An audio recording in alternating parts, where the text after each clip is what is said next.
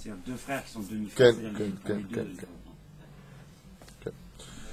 Boker Tov, puisqu'on vient de finir la vidéo sur les Bechorim, avec vos questions.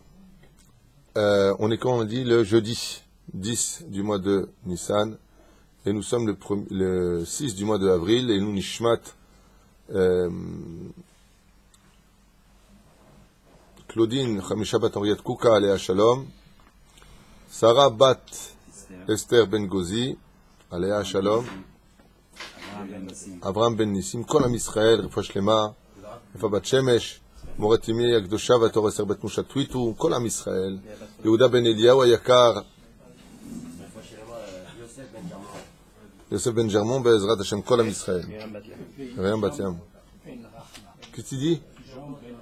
Jean Ben Rachma. Kol Am Israël, Be'ezrat Hashem. Que Dieu vous bénisse et vous donne une fête de Géoula. Je prie tous les jours pour le peuple d'Israël que vraiment chacun ait une Géoula personnelle et nationale, qu'on ait vraiment le plaisir d'avoir une grande Géoula avec le Beth Amikdash à sa place. Beaucoup de joie dans le cœur de chaque juif, parce que c'est vrai qu'en ce moment, c'est pas la joie. On est dans la suite donc du cours, on a fait les Bechorot, maintenant on vient sur le jeudi, on fait le Tam et Mitzvot, les Mitzvot. Alors vous savez que l'absolue réponse pour les Mitzvot que nous accomplissons, c'est parce que Dieu nous le demande. Mais il existe quand même des réponses à cela.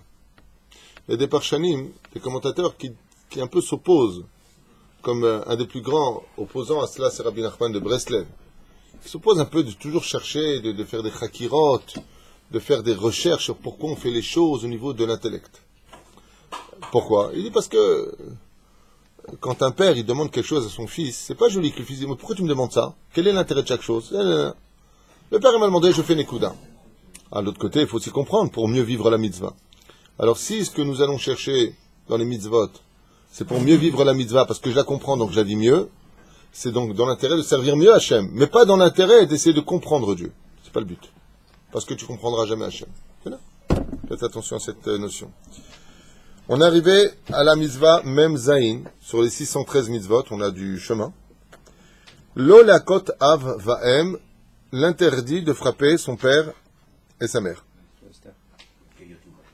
Hein? Maké et aviv et imo motumat, tout à fait. Mitzvat lo taase, shelo lakot av vaem, l'interdiction formelle de lever la main sur ses parents. Et si les parents lèvent la main? Hein? C'est une mitzvah. Et si les parents, ils lèvent la main sur le fils, Ma'adin, il y a un rave, il m'a raconté qu'une fois au Maroc, son père, il a pris une cravache comme ça pour lui donner un coup sur le bras. Et le père, quand il a pris une espèce de cravache comme ça pour donner un petit coup, pas pour esquinter son fils, mais pour l'éduquer parce qu'il avait un peu mal répondu, alors il a pris la cravache comme ça, il lui a donné un coup. Et en donnant le coup sur l'épaule de son fils, la cravache est tombée par terre. Et le fils maman s'est excusé, il a ramassé la cravache, il l'a embrassé, il l'a redonné à son père. Il dit, pardon papa. Parce qu'il allait se ramasser pour la reprendre. Il lui a redonné. Alors le père, il lui a dit, il me racontait, son père il lui a dit, bon, tu as compris le principe? Le but c'était de faire attention comment tu réponds. J'ai compris. Alors comment il y a Kibboud Avahem, le respect des parents? Le mec qui vient pour te frapper avec, tu le ramasses, tu lui donnes. Tenez. Et est-ce qu'un père, il a le droit de frapper son fils? Ad Gil Chinour. Où est-ce qu'il doit le frapper, Adam? Que sur les fesses. Jamais sur les mains et en aucun cas sur le visage. Avec un objet de préférence, style une mitraillette, c'est ça? Et blid. Non, tzodek. Les moudis chez la madnou. Pas jamais avec les mains. Non, quel bar mitzvah ta'ak? Aujourd'hui, les bar mitzvah, c'est des mecs. T'es en danger de mort si tu frappes ton fils et le bar mitzvah. C'est lui qui peut. Et Dafka, pourquoi pas plus haut? Pourquoi pas plus haut? De peur de provoquer que le petit te rende. Donc jusqu'à 4, 5 ans, 6 ans maximum, tu as le droit d'intervenir avec le physique et de donner une tape sur les fesses à ton fils, si il en vient à te manquer de respect pour son éducation. Vous avez vu le résultat que ça donne? Toute cette éducation ratée d'aujourd'hui. Allô les services sociaux, allô la police, allô, voilà l'éducation qu'on a donnée à nos enfants aujourd'hui. Ils sont devenus fainéants, irrespectueux, chutzpah yizgeh. Nous on a été éduqués à la dure, on savait faire des divisions, on savait respecter nos parents, on avait de la valeur pour le travail, pour l'argent et tout ce qui existait. Avec ces abrutis qui ont commencé à grandir dans une éducation philosophique, on nous a enseigné quoi? La Torah, elle est contre ça, vous savez. La Torah, elle est contre ça. La Torah, elle est pour une éducation remplie d'amour, mais de justice. D'amour et de justice. Celui qui ne donne que de l'amour à ses enfants a raté son éducation. Celui qui donne que de la dureté à son fils a raté son éducation. Ce qu'il faut faire, c'est donner de l'amour et de la dureté selon les besoins. Seulement la grande question pour l'amour et la dureté, je vous fais une parenthèse sur l'éducation si vous voulez les réussir, c'est de savoir si ce que vous lui donnez comme amour ou comme dureté, c'est pour toi ou pour lui. Si vous avez réussi à répondre à cette question, vous aurez réussi votre éducation. Mais si ce qu'il fait, ça vous énerve parce que vous ne le supportez pas, vous ne l'admettez pas, ça revient vers vous, c'est raté. Mais si les remontrances que vous lui faites, si l'amour que vous lui donnez, et si la justice que vous mettez en pratique en lui disant « tu n'iras pas à la bar mitzvah », c'est pour son bien à lui, alors que même toi tu souffres de ce manque, alors c'est une éducation réussie. C'est là. C'est toute la différence. La tête, la yeled, alpi darko. Qu'est-ce qui est bon pour lui? Comment je vais l'éduquer lui? Il y a des parents, et je le vois autour de moi, tout ce que demande le petit, il leur donne. Je veux, il donne. Donne-moi ça, il veut. Il y a même des cas où, des fois, on dit, non, ne prends pas ça, s'il te plaît, ne le touche pas. T'as le petit qui dit, je veux, t'as le père qui vient, il le prend, il lui donne. C'est pas une bonne éducation. De l'okacha, de l'olech. Créer le manque chez l'enfant, c'est créer l'envie d'exister. Mais pas tu le tires tout. Tu veux lui acheter quelque chose, il faut qu'il le mérite. Il faut lui montrer que c'est pas comme ça dans la vie. Comme nous, on a été éduqués. Qu'est-ce qu'il y a, Adam? Tu as toujours quelque chose à dire. Toi. Non, c'est de parler. C'est pas, entre guillemets, presque une bataille un peu perdue d'avance, parce qu'aujourd'hui, les parents... Ah, est-ce que c'est une bataille perdue d'avance par rapport à notre génération? Oui, parce que non, mais la responsabilité, on vient aux parents, on est tellement proche de nos enfants, que cette proximité avant, elle était pareille, elle n'était pas ce qu'elle est aujourd'hui. Aujourd'hui, on demande à nos enfants de nous raconter leur vie, on joue avec eux. C'est pour ça que beaucoup de monde Haredi se sont enfermés dans des ghettos, pour éviter la jungle dans laquelle nous vivons aujourd'hui, où l'éducation aujourd'hui, elle est... Je pense qu'on n'a jamais vu une éducation aussi ratée que notre génération, j'en ai jamais eu même dans les livres. Le respect des parents a toujours existé, il y a toujours cette notion de kavod aujourd'hui, mais les parents ont peur, moi ils me racontent, tu veux pas parler avec mon fils, ils ont peur d'un enfant, l'enfant il a 12 ans. De quoi on parle? De quoi est-ce qu'on parle? Parce que les parents pensent que leurs enfants sont presque leurs copains, donc ils cachent toutes les boules. C'est pour ça, donc tu viens de, en fin de compte, m'interrompre pour dire tout ce que j'ai dit, quoi. Tu avais envie de parler, tu ne savais pas comment faire, tu tiens, je vais répéter ce qu'elle dit avec d'autres mots. Merci Adam pour ton intervention. Mais la reine, en tout cas, étant donné qu'une des raisons pour laquelle on ne fera plus nos enfants à partir d'un certain âge, qui est à peu près l'âge de 5-6 ans, de peur qu'ils nous le rendent. Et si on provoque que nos enfants nous le rendent, on les a condamnés à mourir. Donc si tu es venu éduquer ton fils, fais en sorte qu'il vive, et pas qu'il meure. Mourir bidei shamayim, ken?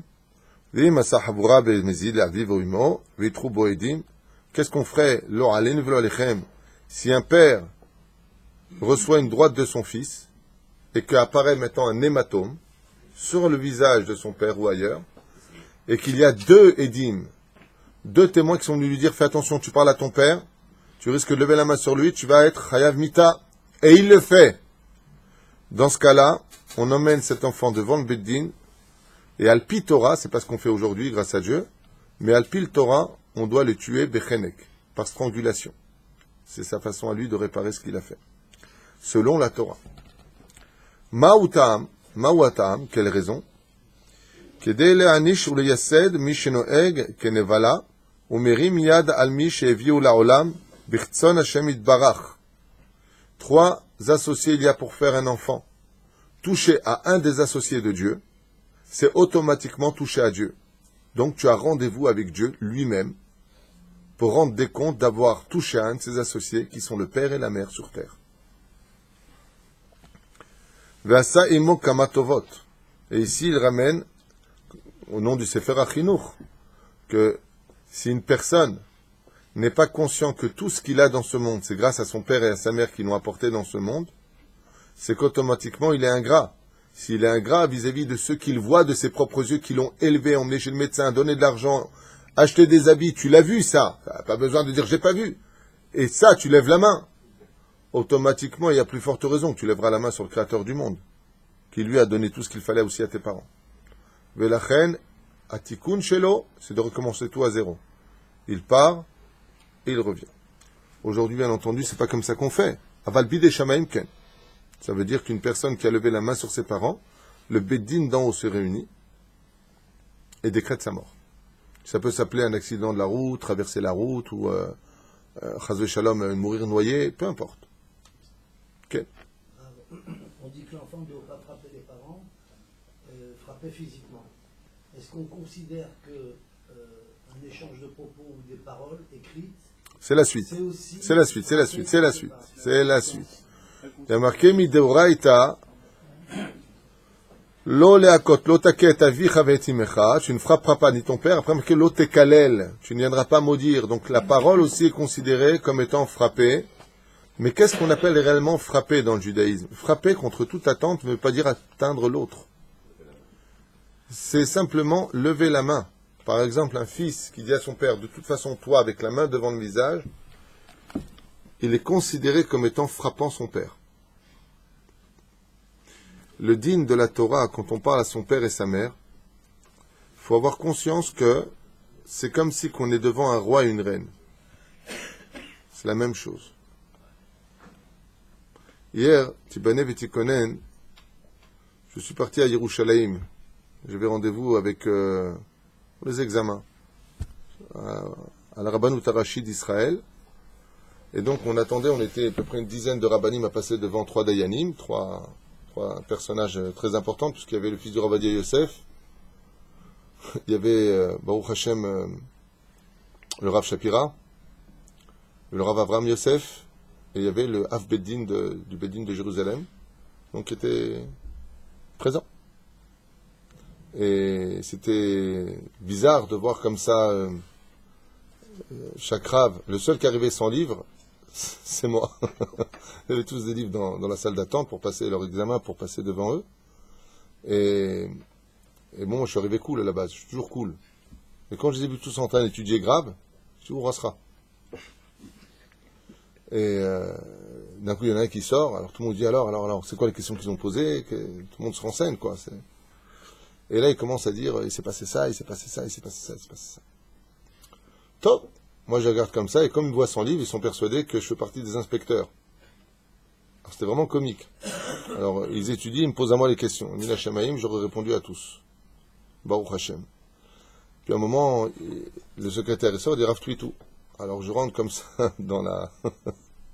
Je viens pour avancer, je me suis arrêté net, devant la porte. J'ai eu un frisson comme ça. C'est pas facile de se retrouver face à des gdolim en Torah, hein, et de passer un examen, d'être questionné sur... les points d'Alachat pour lesquels tu veux ta Théouda. C'est pas facile.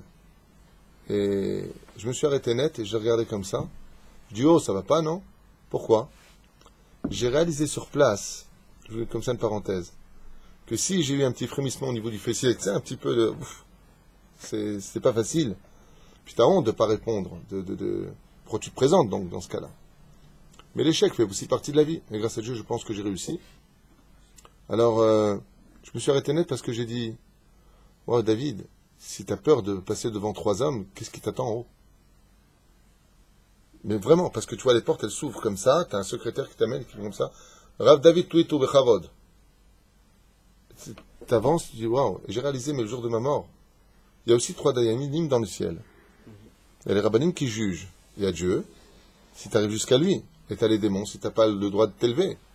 Il y a 3 niveaux pour être jugé. Ou t'es jugé par tes actes, ou t'es jugé par des tzadikim, si t'es Benoni, ou t'es jugé par Dieu si t'es un tzadik. Et ça fait drôle, comme ça tu rentres, tu vois, 3 qui t'attendent, ça fait waouh. Donc pour vous dire que tu rentres avec crainte, tu demandes autorisation de t'asseoir pour l'examen, c'est pas facile ce Mahamad n'est pas évident. Eh bien, sachez que quand on va parler à son père et sa mère, c'est le même Mahamad.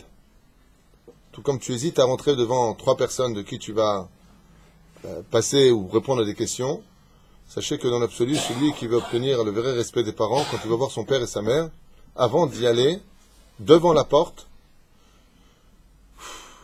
qui respire bien comme il faut, qui tape à la porte, et qui réfléchisse bien, qui ne cherche pas à faire répéter 2 fois la phrase à sa mère, qui cherche bien à bien respecter son père, Zélo Pachout.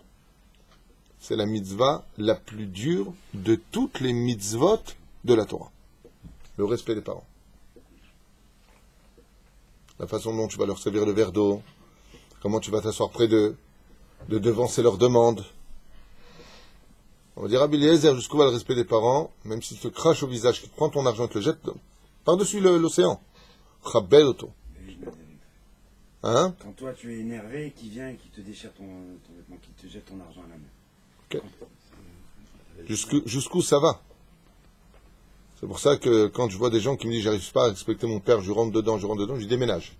Mieux vaut que tu perdes toute ton affaire, déménage, va loin. Si c'est ça, va loin. À un tel point qu'Abaye, qui n'a pas connu son père et sa mère, Abaye, il était orphelin. Et Baruch Hashem. Moi, j'ai jamais fauté avec mes parents. Hein? Tellement c'est difficile le respect des parents.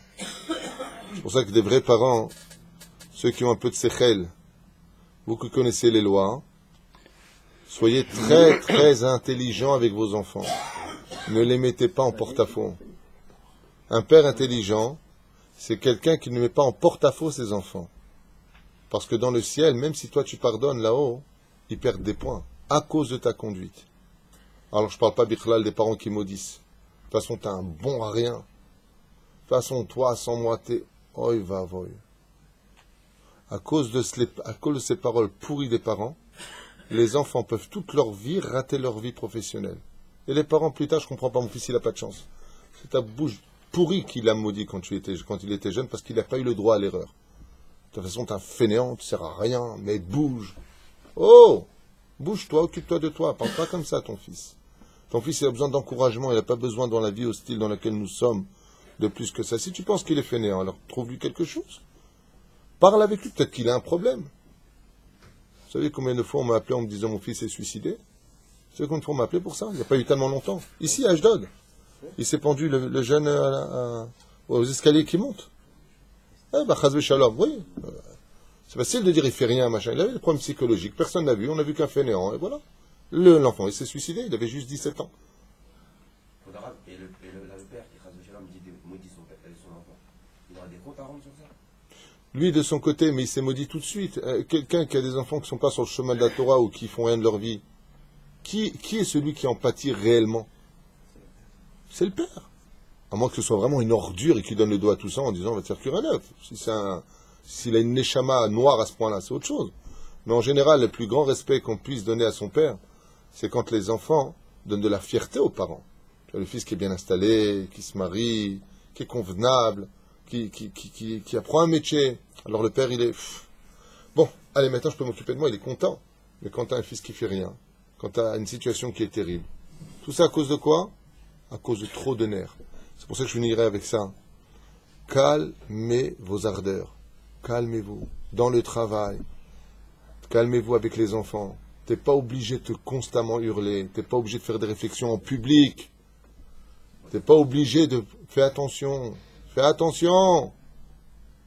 Il y a encore quelqu'un qui me disait il y a quelques jours, son enfant, il veut plus entendre parler de la Torah.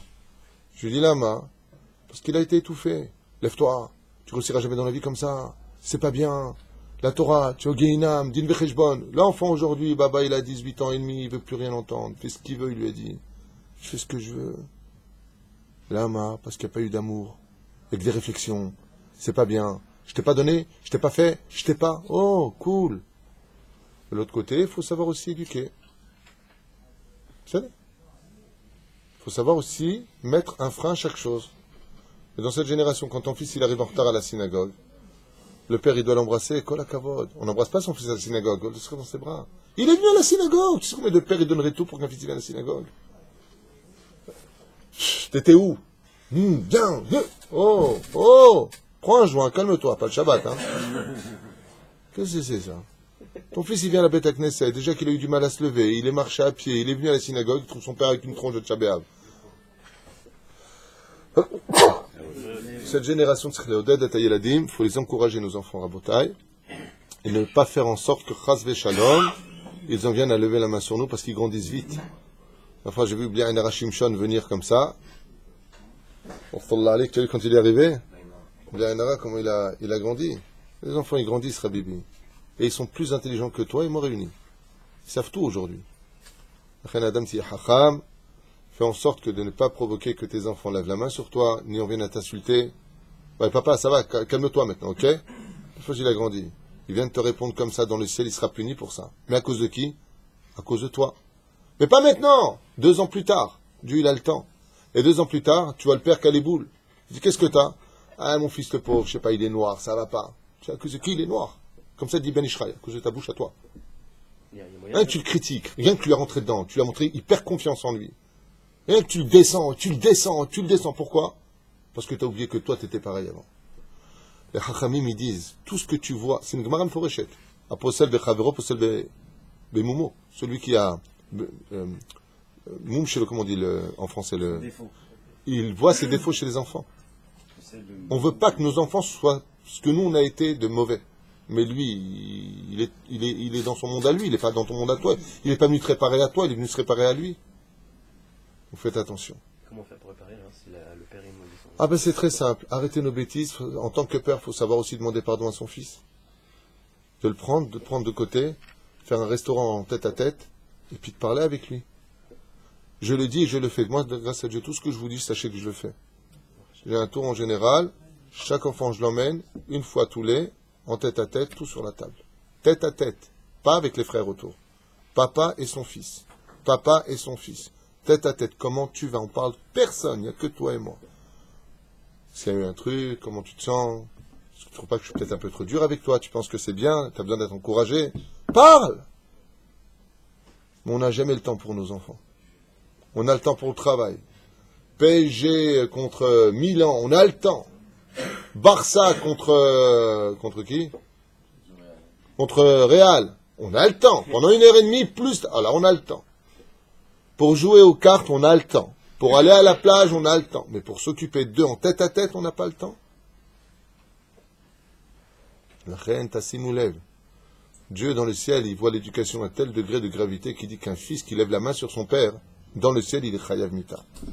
Ça ne plaisante pas dans le ciel. Et la reine, si vous savez prendre du temps pour gagner de l'argent, prenez surtout du temps pour que votre famille réussisse. Parce que tout ce qu'on dit, nous, comment on fait les parents, nous? On vient s'énerver à la maison, on dit, mais punaise! Moi, je me casse le dos pour vous tous, à vous apporter de l'argent. On lui dira, travaille moins, qu'il y ait moins de pain à la maison, mais plus de présence d'un père à la maison. Ça rendra service à toute la famille. Qu'on voit le papa un petit peu, qu'on voit ce qui se passe à la maison. Qu'il y ait un peu d'amour, un peu d'éducation. Comment tu vas, mon fils? Le fils, il va dans sa chambre. Il n'est pas bien. Maïch lecha. Peut-être qu'il vient de casser avec une fille, tu sais pas. Chazve shalom. Qu'on ne soit pas dans ces domaines-là. Peut-être qu'il a découvert un truc. Peut-être qu'il a des tendances. Peut-être qu'il fait Zera le Vatala, il a entendu que c'était assourd. Peut-être qu'il voit des choses interdites, il n'ose pas le dire. Peut-être qu'il a vu un choc émotionnel. C'est arrivé à 3 personnes que je connais. Leurs enfants sont devenus bizarres. Les parents, au lieu de poser les bonnes questions, les ont condamnés, espèce d'imbécile, abruti, tout de suite, taf. Sauf ils m'ont emmené leurs enfants m'ont dit ouvertement, ils ont une révélation. Un truc de fou. Ils ont vu des choses, noraïm, comme des chindalettes. Ils sont restés choqués la nuit, bloqués dans le lit. Ils n'en ont jamais parlé à personne. Depuis, ils ont un problème psychologique. Ils ont réellement eu peur. Il y a une fille qui m'a raconté que quand elle passe devant le miroir, la personne qui est dans le miroir, c'est pas elle. Alors son père, comme il a peur, tu dis n'importe quoi. Non. Et si c'était vrai? Et si s'est passé quelque chose? Il se passe des choses que vos enfants ne vous racontent pas, peut-être qu'ils les ont vues, peut-être qu'ils ont subi un choc émotionnel. Une petite chose banale, un enfant qui est devenu turbulent, il a vu un chat se faire écraser devant lui. C'était un choc terrible. Il a vu un chat mourir devant lui.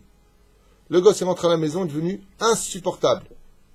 Insupportable. Les parents, qu'est-ce qui t'arrive?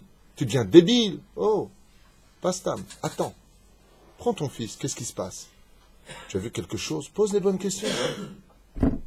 Où est-ce qu'on remet nos problèmes? Chez les psychiatres. Allez. Allez. Après, ça devient quoi? C'est tes parents, de toute façon. Regarde tes parents, quand ils viennent, ils le perturbent. Peut-être c'est toi le bidon. Peut-être c'est toi le raté. Peut-être c'est toi qui ne s'est pas éduqué. Peut-être c'est toi qui es un peu trop nerveux. Rien, je vous laisserai avec ça pour aujourd'hui. Vous voulez réussir une éducation? Vos nerfs, quand il y a les enfants, vous les mettez de côté. Avec les enfants de cette génération, tout comme il faut savoir punir intelligemment pour construire, il faut savoir donner de l'amour pour encourager. Mais la reine, là où il y a des nerfs, il y a automatiquement de l'anti-éducation. Les nerfs, tu les gardes pour toi. Tu as des problèmes au travail, tes enfants n'y sont pour rien. Tu as des problèmes avec ta femme, c'est pas de la faute des enfants. Range ta tête, fais le céder dans ta tête. Les enfants, c'est une chose, les problèmes sont une autre chose, et ensemble, on a le droit de dire, regarde, papa, il a des problèmes en ce moment, t'inquiète pas, ça va aller, je suis peut-être un peu nerveux, mais ça n'a rien, rien contre toi. Que l'enfant, il comprenne que c'est pas lui le problème, parce que lui, il n'est pas psychiatre. Mais la reine, Bezrat Hashem, tout comme on ne doit pas recevoir de coups de ses enfants, faites attention en tant que parents de ne pas mettre vos enfants en porte-à-faux, parce que les enfants ont le droit à l'erreur, beaucoup plus que nous. Et nous, on ne supporte pas la moindre de ces erreurs, alors qu'on en fait plein. La reine, Mitzad Echad, réussissons notre éducation, Mitzad Sheni, Bezrat Hashem, une éducation sans nerfs. Les nerfs, vous les gardez. Prenez, je donne toujours cet exemple-là, stupide d'ailleurs. Prenez un gong de porte, fermez la porte sur vos doigts, vous allez voir la douleur, elle est tellement forte que vous allez oublier le problème des nerfs de votre fils. Ça veut trouver un moyen pour vous calmer, quoi. Les gens sont trop nerveux. Tu dis à ton fils, viens, le petit, il veut pas venir, 2 secondes. Mais viens, va te prendre la place. Attends, je voudrais juste aller aux toilettes, j'ai une diarrhée. Tu veux que je te le dise devant tout le monde? Viens. Vous êtes malade. Il y a des trous fautes pour ça. Prenez 3-4 cachets. Calmez-vous. Ah, viens, ça va? Okay, pas de problème. Faites-tu confiance. Ezrat Hashem, on a fait une mitzvah, mais au moins la décortiquer. Kol tout.